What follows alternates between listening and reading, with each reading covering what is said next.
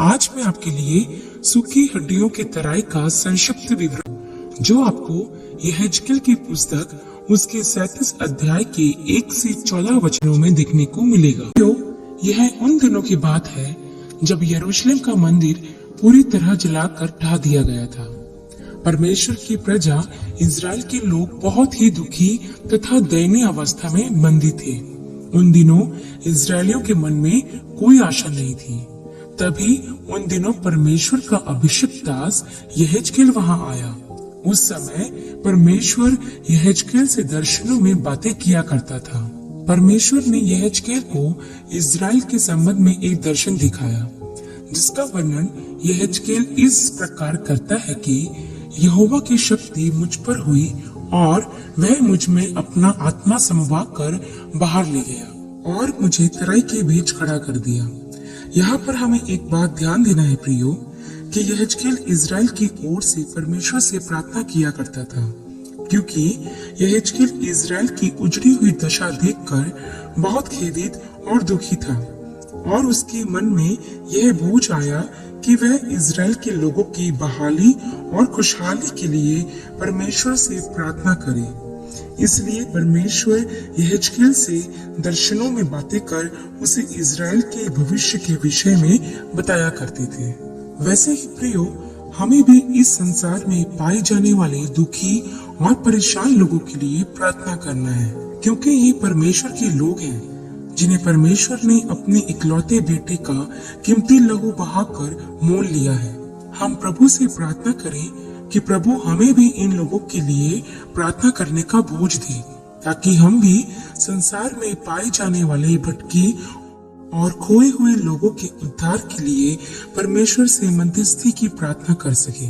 आगे हम देखते हैं प्रियो, जहाँ यहेजकेल खड़ा था वह स्थान सूखी हड्डियों से भरा था।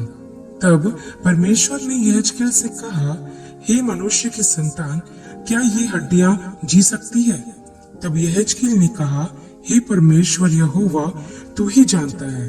तब परमेश्वर ने यहेजकेल से कहा कि इन हड्डियों से भविष्यवाणी करके कह कि हे सूखी हड्डियों, यहोवा का वचन सुनो।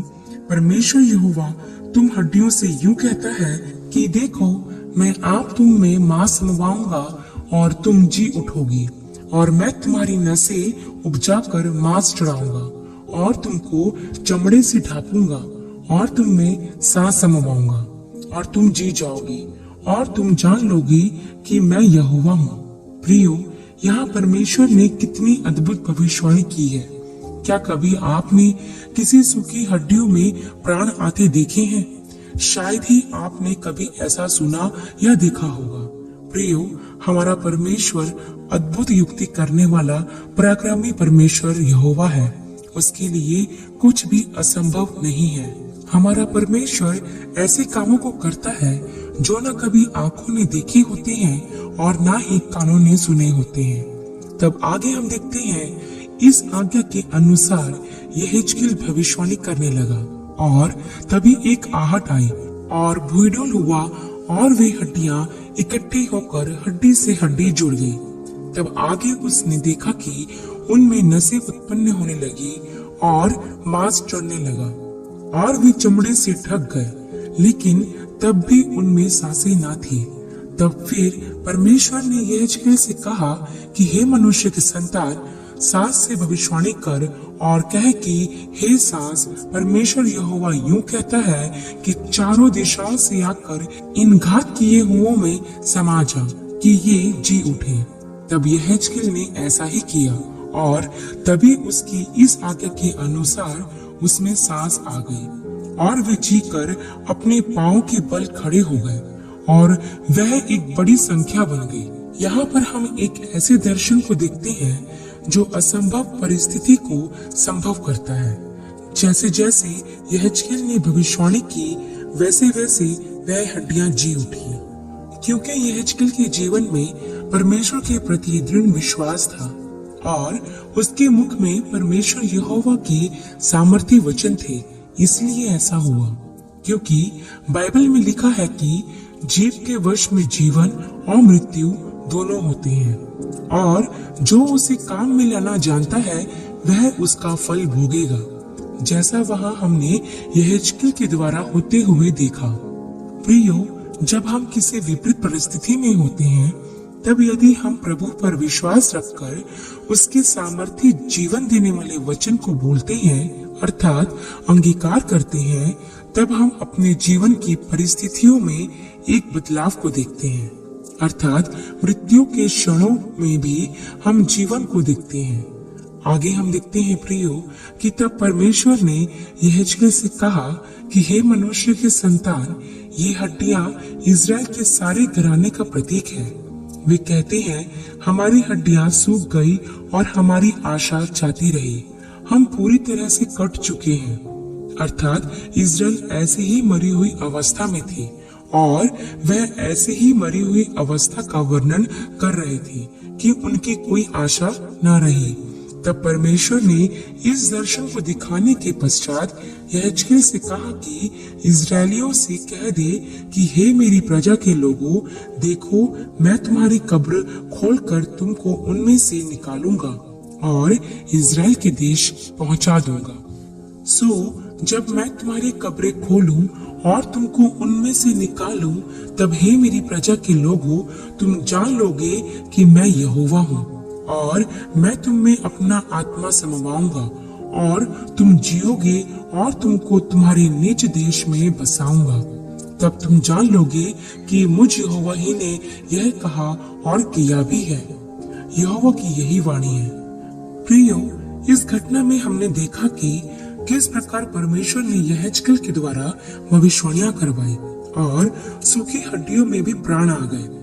तो यहाँ पर हम सीखते हैं कि हमारी परिस्थिति चाहे जो भी हो, परमेश्वर उसे बदलने की सामर्थ्य रखते हैं और हमारे जीवन चाहे खंडर और उजड़े हुए ही क्यों ना हो, परमेश्वर यहोवा कहते हैं, डरो मत, खड़े खड़े वह उद्धार का काम देखो जो यहोवा आज तुम्हारे लिए करेगा। हाँ प्रियो, परमेश्वर प्रतिज्ञाओं को पूरा करने वाला है और उसका वचन अटल है। उसने जो जो वादे आपसे किए हैं उसे वह पूरा जरूर करेगा। इसलिए तो वह कहता है कि मैं ही यहोवा हूँ।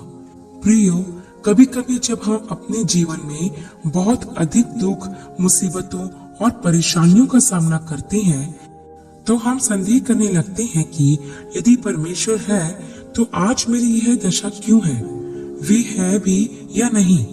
ऐसे विचार हमारे मन में आने लगते हैं, परंतु परमेश्वर आज इस वचन के द्वारा आपसे कहना चाहता है कि वह निर्जल भूमि पर मेंह बरसाने वाला और जीवन देने वाला परमेश्वर है। इसका मतलब निराशा में भी आशा देने वाला परमेश्वर है। विपरीत परिस्थितियों में जीवन का श्वास देने वाला परमेश्वर है। इस घटना में हमने देखा है कैसे इजरायली बंधुआई में अपनी आशा को खो चुके थे, लेकिन परमेश्वर ने अपनी प्रजा से कभी न छोड़ने और कभी न त्यागने की प्रतिज्ञा किया है, तो वह कैसे उन्हें छोड़ सकता है। तभी तो परमेश्वर ने यहेजकेल से दर्शन में बातें की। लेकिन क्या कभी आपने सोचा है कि उस समय परमेश्वर ने यहेजकेल से ही क्यों बातें की? क्योंकि वह प्रार्थना करने वाला, वचन की आज्ञाकारिता में चलने वाला, विश्वास योग्य परमेश्वर का भक्त था। इसलिए परमेश्वर ने यहेजकेल से ही बातें की तथा उसके द्वारा इजरायलियों में फिर से एक नई आशा जाग उठी तथा उनकी परिस्थितियां बदलती गई।